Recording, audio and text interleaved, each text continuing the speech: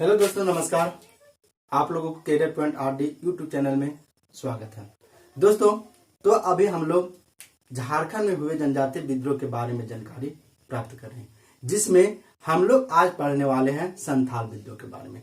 और संथाल विद्रोह के बारे में पहले हम जानकारी दे चुके हैं। आज यह संथाल विद्रोह का दूसरा पार्ट है। तो चलिए शुरू करते हैं। संथाल विद्रोह, संथाल विद्रोह कब हुआ, कैसे हुआ, इसकी जानकारी पहले वीडियो में दे चुके हैं।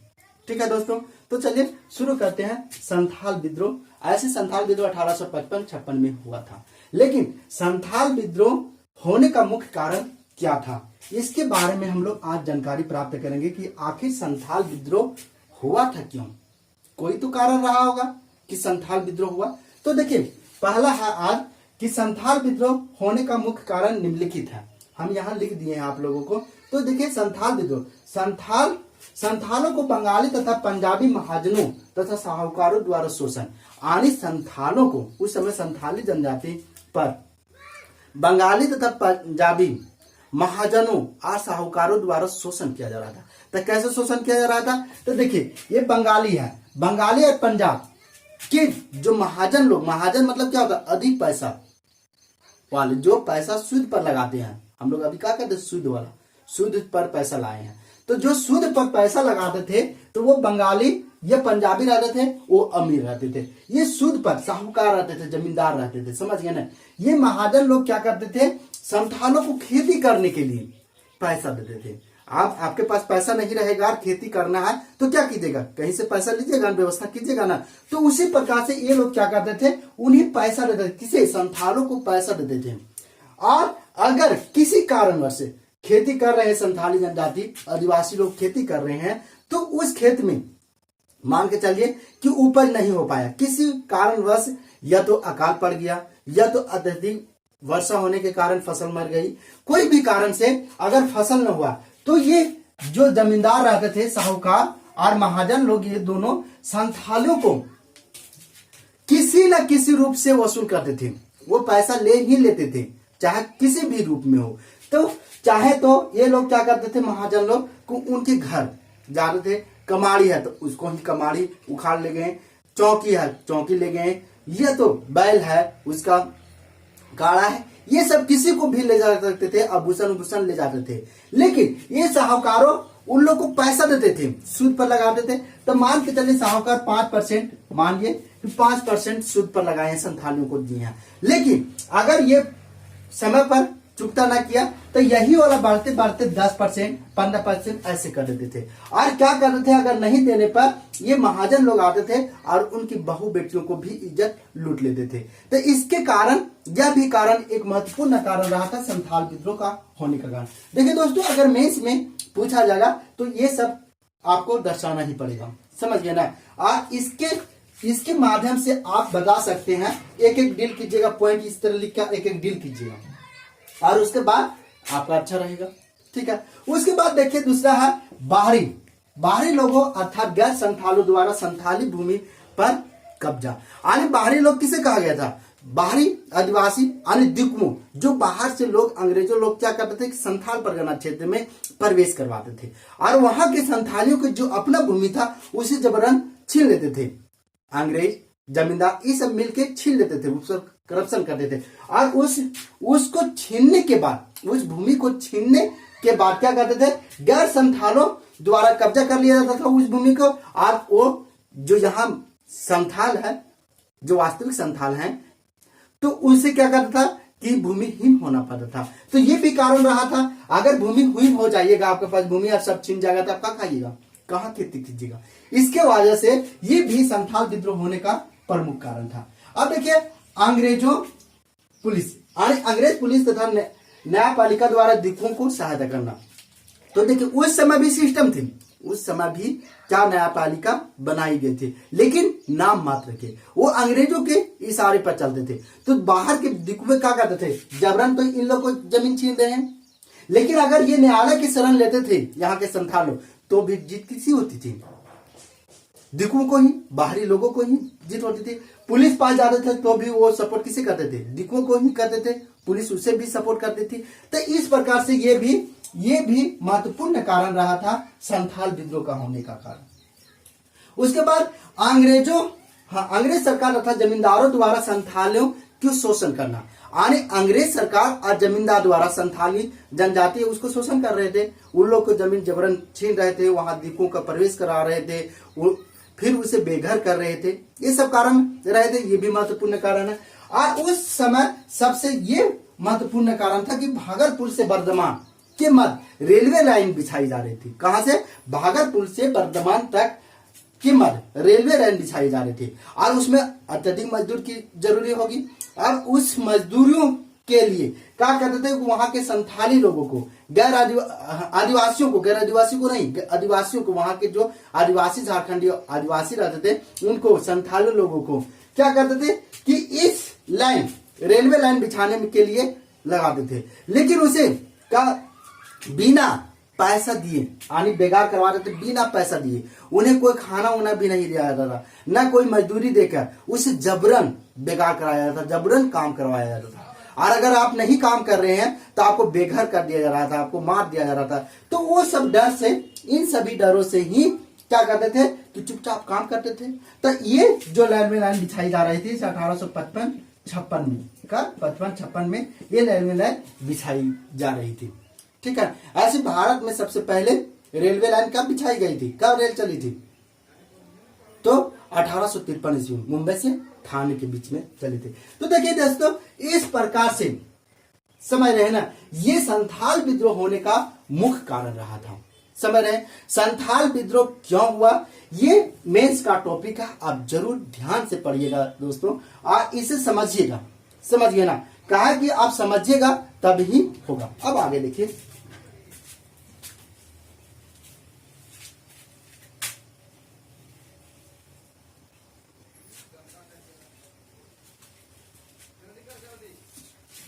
अब देखिए संथाल विद्रोह को दमन करने के लिए, ठीक है, संथाल विद्रोह को दमन करने के लिए 7 जुलाई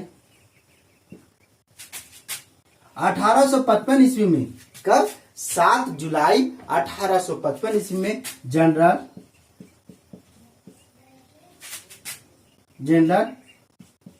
लायड के नेतृत्व में पुलिस बल भेजा गया। आने ये क्या किया गया, ये संथाल विद्रोह को दमन करने के लिए ब्रिटिश कंपनी द्वारा जनरल लायड के नेतृत्व में 7 जुलाई 1855 ईस्वी में क्या भेजा गया, पुलिस भेजा गया। लेकिन यहां के संथाली लोगों ने अंग्रेज सेनापति मेजर बारो को पराजित कर दिया। अब देखिए इसमें क्या ये भी पूछा जाता है कि संथाल विद्रोह को दबाने के लिए किसके नेतृत्व में सैनिक भेजा गया था? तो जनरल लायड के नेतृत्व में सैनिक भेजा गया था, अंग्रेजी सैनिक भेजे गए थे। लेकिन मेजर बोरो ये सेनापति थे अंग्रेज, और ये संथाली लोग इन्हें पराजित कर दिया था। समझ रहे हैं ना? अब आगे देखिए, इसी समय संथालों द्वारा दो अंग्रेज दरोगा देखिए, महेश लाल दत्त, ये दिघी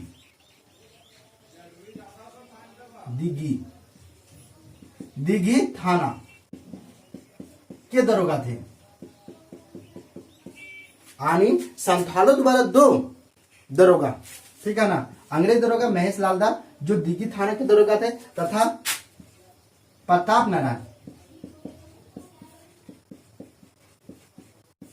जो ये कहां के दरोगा थे, गोड्डा के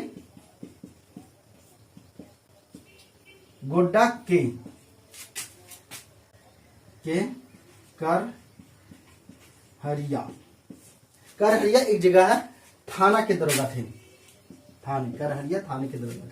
तो महेश लाल जो दिघी थाना के दरोगा थे और प्रताप नारायण जो गोड्डा के करहरिया थाना के दरोगा थे, इन दोनों को संथालियों द्वारा हत्या कर दिया है। कहा जाता है कि फूलो और झानो आने हम पीछे बता चुके हैं कि संथाल विद्रोह का नेतृत्व करता कौन कौन थे। तो मुख्य रूप से भाई बहन ही थे, वो 6 भाई बहनों ने किए थे, तो सिंधु, कान्हू, चांद, भैरव और फूलो झानो। लेकिन ये फूलो झानो ने ये महेश लाल और प्रताप नारायण को हत्या करने में महत्वपूर्ण भूमिका निभाई थी। यानी फूलो और झानो द्वारा ही इनकी हत्या कर दिया गया था। समझ रहे हैं ना। अब आगे देखिए, हत्या कर दी गई थी ये दोनों को कब, तो इसी समय 1855 की। उस समय अंग्रेजों ने बचने के लिए, यानी संथाल विद्रोहियों से बचने के लिए पाकुड़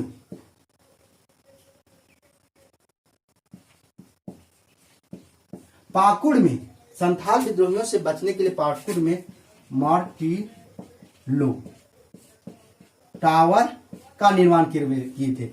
अंग्रेजों ने संथाल विद्रोहियों से बचने के लिए पाकुड़ में मार्टिलो टावर का निर्माण किए थे। तो किस लिए किए थे, तो मार्टिलो टावर ऊपर उठाया था, उस पर रहकर, उस पर खड़ा होकर देखते थे कि विद्रोही, जो संथाल विद्रोही किधर से आ रहे हैं, उससे पता लगाते थे कि कहां विद्रोह हो रहा है। उसके अनुसार वो लोग वहां सैनिक तैनात करते थे। संथाल विद्रोहियों ने पाकुड़ की रानी शेमा सुंदरी से सहायता मांगे थे। यह भी पूछा गया है कि संथाल विद्रोहियों ने पाकुड़ में किस रानी से सहायता मांगे थे, तो शेमा सुंदरी से सहायता मांगे थे। किसने, ये संथाल। अब देखिए, संथाल विद्रोह जो सिर्फ संथाल क्षेत्र में ही नहीं फैला हुआ था, संथाल विद्रोह सिर्फ संथाल क्षेत्र में ही नहीं बल्कि छोटा नागपुर, हजारीबाग और बीरभूम में भी फैला हुआ था। यानी यह विद्रोह फैल गया था लगभग, मतलब झारखंड पूरे झारखंड में फैल गए थे। अब देखिए, ये संथाल विद्रोह में हजारीबाग जिला में संथाल विद्रोह का नेतृत्व किसके द्वारा किया गया, ये भी पूछा गया है। तो किसके द्वारा किया गया, लुगाई मांझी, अर्जुन मांझी और भैरव मांझी। यानी लुगाई मांझी, अर्जुन मांझी और भैरव मांझी के नेतृत्व में हजारीबाग में संथाल विद्रोह का नेतृत्व किया गया था। इनके देखरेख में संथाल विद्रोह किया गया था। जबकि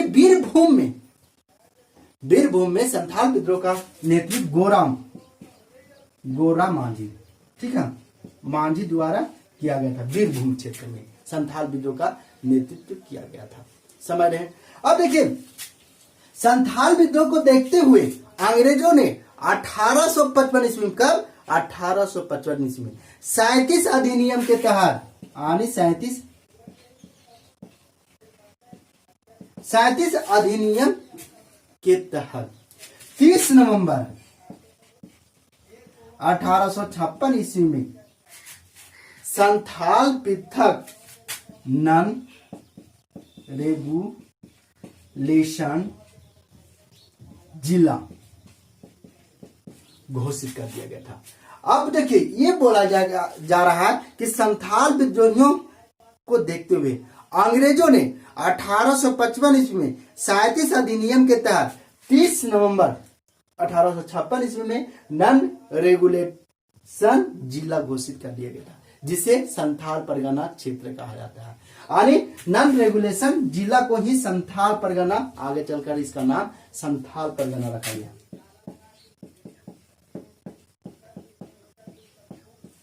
परगना रखा गया था। समझ रहे हैं आप लोग। अब देखिए आगे, संथाल विद्रोह को दबाने के लिए या दमन करने के लिए मेजर लायड थे, दमन किए थे। लेकिन इसके अलावे captain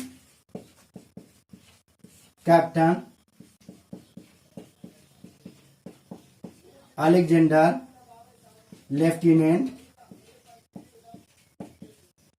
lieutenant Thomson, lieutenant Reid ने महत्वपूर्ण भूमिका निभाई थी।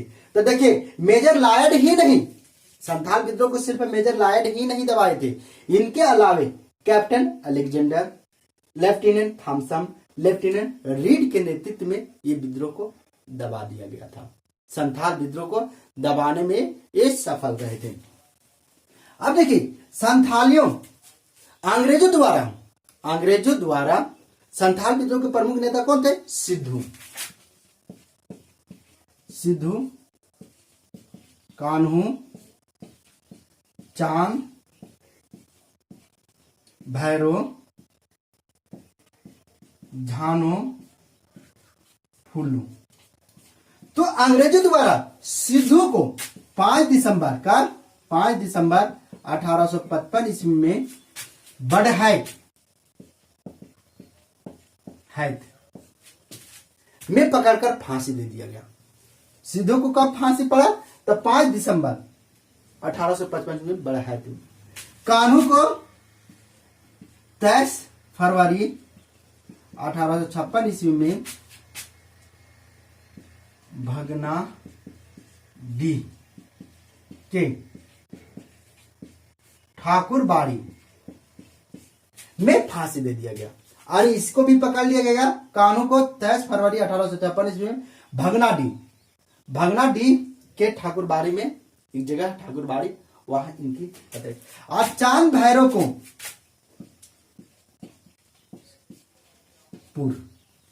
महेशपुर में अंग्रेजों द्वारा गोली मार दिया गया। यानी युद्ध में ये लड़ते हुए महेशपुर में अंग्रेजों की गोलियों का शिकार हो गया। इस प्रकार से संथाल विद्रोह कमजोर पड़ गया। तो देखिए, सबसे बड़े भाई है कौन? तो सिद्धू है। तो 5 दिसंबर 1855 ईस्वी में सबसे पहले इनका ये फांसी दे दिया जाता है बडहैत में। उसके बाद ये कान्हू छोटा है उनसे, 23 फरवरी 1856 ईस्वी में भगनाडीह के ठाकुरबाड़ी में। और चांद भैरव को महेशपुर में। इन लोगों को अंग्रेजों की गोली से मारे गए थे। तो ये भी पूछा जाता है कि इन निम्न 4 भाइयों को किनको फांसी दी गई थी? तो किन्हें? सिद्धू और कान्हू को। और कौन अंग्रेजों की गोली का शिकार बने थे? तो चांद और भैरव। समझ रहे हैं? अब आगे देखें।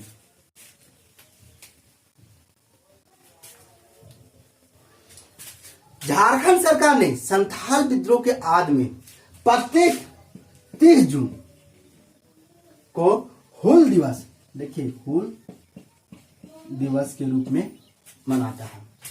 यानी ये संथाल विद्रोह की आड़ में झारखंड सरकार द्वारा प्रत्येक 30 जून को हूल दिवस के रूप में मनाया जाता है। तब पूछा जाता है कि हूल दिवस कब मनाया जाता है? तो कब मनाया जाता है?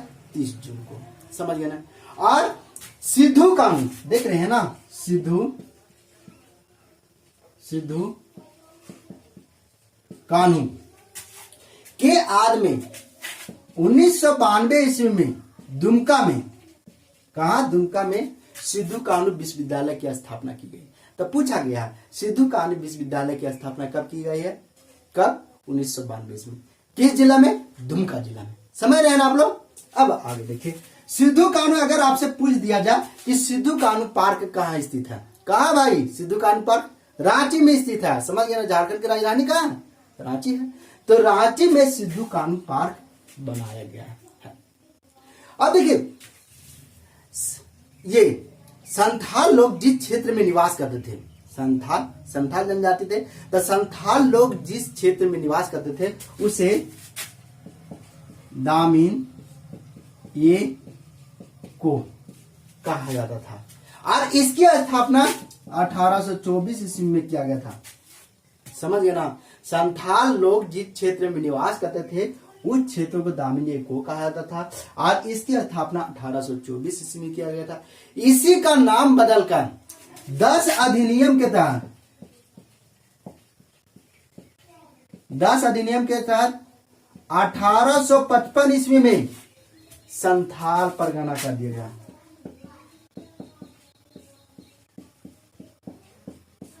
गया। तो अगर आपसे पूछ दिया जाए कि संथाल परगना को पहले किस नाम से जाना जाता था, तो किस नाम से? दामिन ये कुह के नाम से जाना जाता था। अब आगे देखें, संथाल परगना क्षेत्र के प्रथम उपायुक्त सर एसली ईडेन थे। जरूर ये याद रखें, बहुत इंपॉर्टेंट है। पूछा गया संथाल परगना क्षेत्र के प्रथम उपायुक्त कौन थे? तो सर एसली ईडेन थे। और आगे देखिए, संथाल परगना क्षेत्र को संथाल परगना क्षेत्र में बंदोबस्त नियम कब पारित किया गया था? तो 1872 ईस्वी में। संथाल परगना क्षेत्र में बंदोबस्त अधिनियम कब पारित किया गया था? यह नियम कब लाया गया था? 1872 ईस्वी। और संथाल परगना क्षेत्र में ही, ठीक है ना, संथाल परगना क्षेत्र में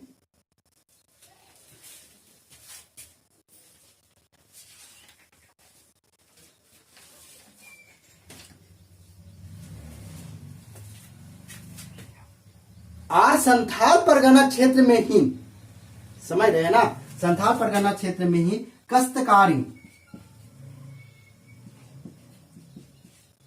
काश्तकारी या इसी को कहा जाता है टेनेसी एक्ट, काश्तकारी अधिनियम, इसी को बोला गया है टेनेसी एक्ट। कब लागू हुआ था? 1860 ईस्वी। ये जरूर याद रखिएगा। संथाल परगना क्षेत्र में बंदोबस्त अधिनियम कब आया था? 1872 ईस्वी। और संथाल परगना क्षेत्र में ही काश्तकारी अधिनियम बोले या टेनेसी एक्ट कब लाया गया था? 1860 ईस्वी में। तो देखिए दोस्तों, इस प्रकार से आपका ये संथाल विद्रोह पूर्ण रूप से समाप्त हो गए। अब हम लोग आगे के में साफा होडा आंदोलन के बारे में पढ़ेंगे। और साफा होडा आंदोलन कैसे हुआ, क्यों हुआ। दोस्तों, अगर आप लोगों को मेरा यह वीडियो अच्छा लगता होगा तो आप लोग हमारे चैनल को सब्सक्राइब, लाइक एंड शेयर जरूर कीजिए। थैंक यू दोस्तों।